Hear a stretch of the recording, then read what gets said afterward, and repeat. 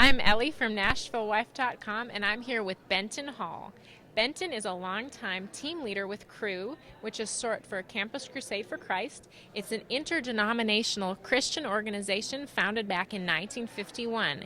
In his book, Tales from the Bike Path, Benton uses his talent of storytelling to share how God has impacted his life and the lives of those around him. It's good to be with you today, Benton. Thank you, Ellie. Glad to be here. So you've been working with Cru for quite a few years now. I'm in my 44th year. Oh my, that's awesome. How did you get involved in that? After college, God graciously put me with some guys that had been discipled by Cru, and they were having devotions every morning. We were in a work group out in Southern California.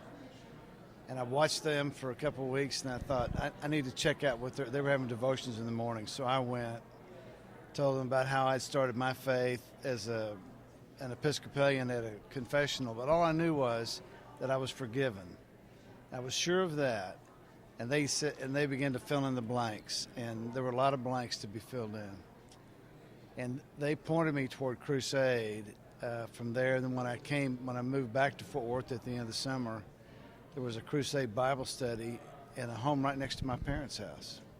And it was a Friday night group, which was not the fraternity night for Bible studies. It was a night for other things.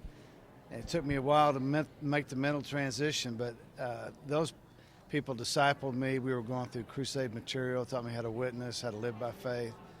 And then I volunteered with TCU Cru in Fort Worth and for a year and a half, and then decided to come on staff, found out they had a high school division, and knew instinctively that's the part I was supposed to jump into.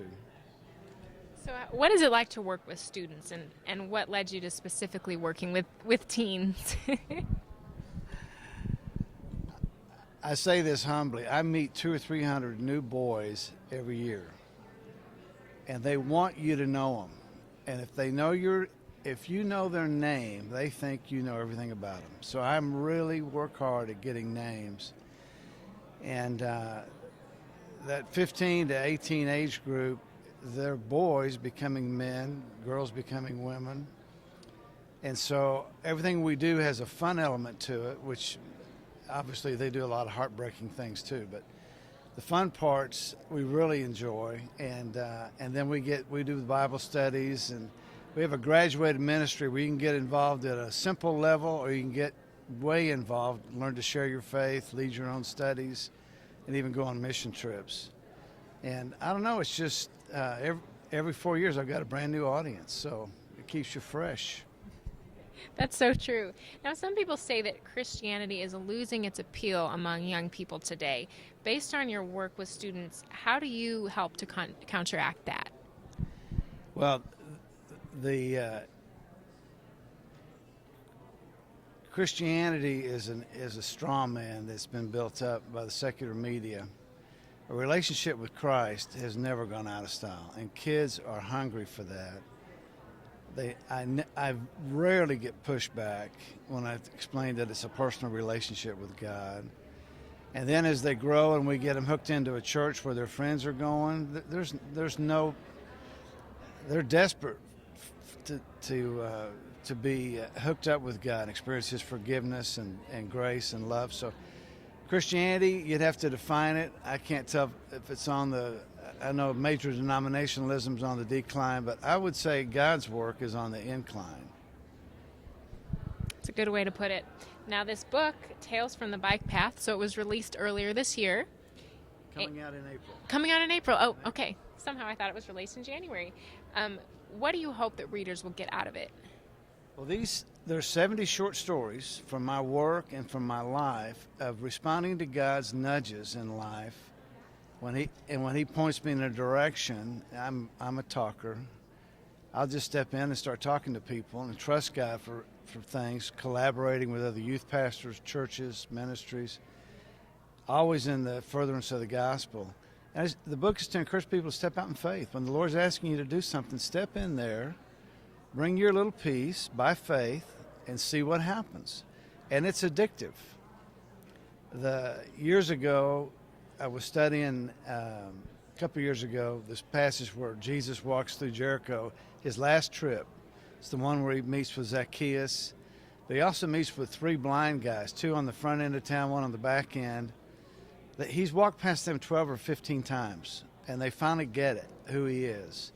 And they're yelling out, "Son of David, have mercy," which is code for "we know you're the Messiah," which means we're willing to get kicked out of synagogue or whatever to follow you. And he stops and talks to him and says, "What do you want me to do for you?" And that's the question I think Jesus is asking all of us. And I gave that a lot of thought, and I was like, instinctively, it's not your top 40 prayer list he's asking about. He's asking for something deeper. And I felt like my response is, if you've prepared good works beforehand for me to walk in, I don't want to miss any.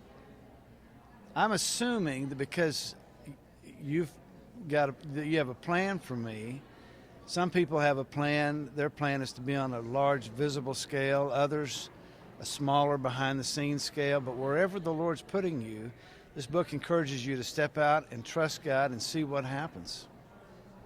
Are you hoping to write more books of the same nature? Everybody's got these stories. I'm sure you do too.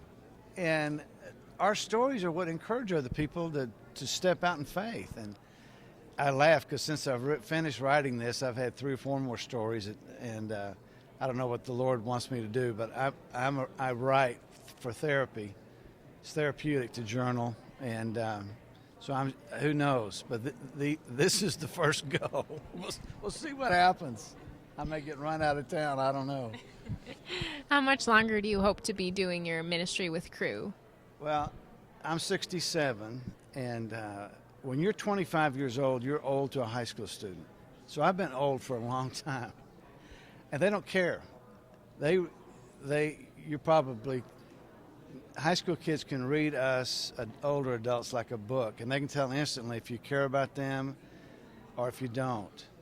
And when you're called to work with them and the Lord gives you a concern for them, they pick up on that. And so my financial advisor told me I need to work at least 5 more years, so we'll see. I'm not looking forward to retirement. I'm sure I'll always do something. Kids are always open to that. So. Well, it sounds like it hardly feels like work the way you enjoy it so much. It's been a great and a quick 43 years. Are you on social media at all?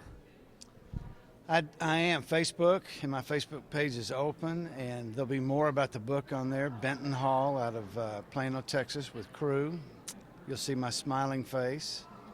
And Twitter, ex-Cowtown Boy is my Twitter handle. So, yeah, I'm out there because the kids are out there.